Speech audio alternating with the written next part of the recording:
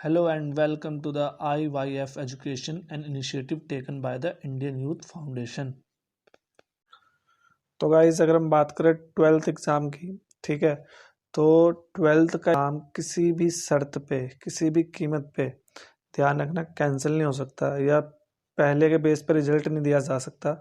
उसके 2-3 रीज़न्स हैं, ठीक है, जो मैं बताने वाला हूँ। सबसे पहला रीज़न तो ये है, मोस्ट ऑफ द बच्चे जो होते हैं उनके प्री बोर्ड के अंदर मार्क्स इतने कम होते हैं, ठीक है, 45, 50, 60% के आसपास, ठीक है। अगर उसके बेस पे मार्क्स दिए गए तो सोचो क्या हालत होने वाली है, क्योंकि जनरली बच्चे जो है प्री बोर्ड में नंबर्स कम दिए जाते हैं, मार्किंग बहुत टाइट होती है और उसके बाद आप बोर्ड में आप खुद ही देख सकते हो कितना इंप्रूवमेंट आता है, या आपका कोई सीनियर तो उनसे पूछना कि प्री बोर्ड में क्या था।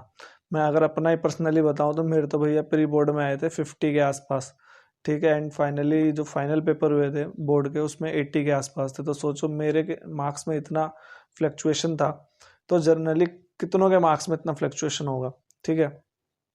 तो ये जो चीज़ें हैं, तो इसीलिए क्या है कि जो दिल्ली गवर्नमेंट ने रिक्वेस्ट करी थी सेंटर को, तो मेरे हिसाब से तो ये सेंटर मानेगा नहीं, ठीक है।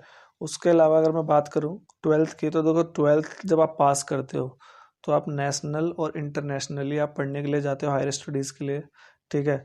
जैसे कि मान लो कोई बाहर गया देश से पढ़ने, तो अब हमने अगर ऐसी मार्कशीट दे दी तो क्या उसकी वैल्यू रहेगी? ऑब्वियस सी बात है, नहीं रहेगी, ठीक है। तो इसीलिए चाहे कुछ भी हो जाए, एक पल के लिए 10th का जो रिजल्ट है वो पिछले पेपरों पे बेस पे कर दिया जाए। क्यों? क्योंकि वो जो है 11 12th में सेम बोर्ड में ही होते हैं मैक्सिमम बच्चे, या नेशनल लेवल पे ही रहते हैं। लेकिन 12th का जो है वो किसी भी हालत के अंदर जो है बिना पेपर दिए पास नहीं किया जा सकता। अगर ऐसा हुआ तो मार्कशीट की वैल्यू ख़त्म हो जाएगी, ठीक है, और बच्चों को जो है बहुत ज़्यादा प्रॉब्लम होगी, ठीक।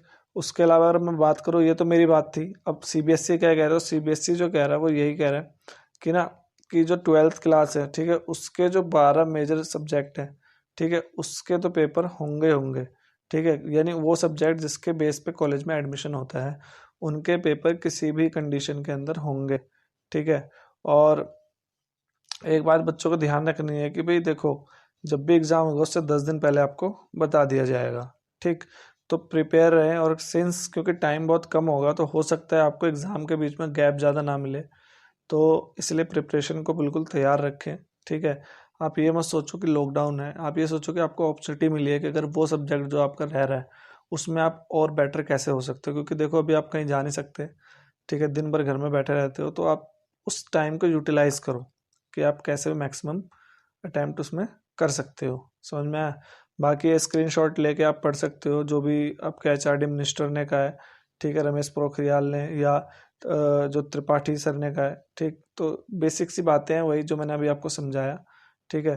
तो देख लेना आप। गाइस, ये हमारा इंडियन यूथ फाउंडेशन है जिसके द्वारा हम ज़रूरतमंद लोगों की सहायता करते हैं। तो अगर आप भी इसमें अपना सहयोग देना चाहते हो तो प्लीज़ दें, तथा हमें सोशल मीडिया के ऊपर फॉलो करें, फेसबुक, इंस्टाग्राम और ट्विटर पर। So guys, thank you for listening. Please like, share and subscribe our channel.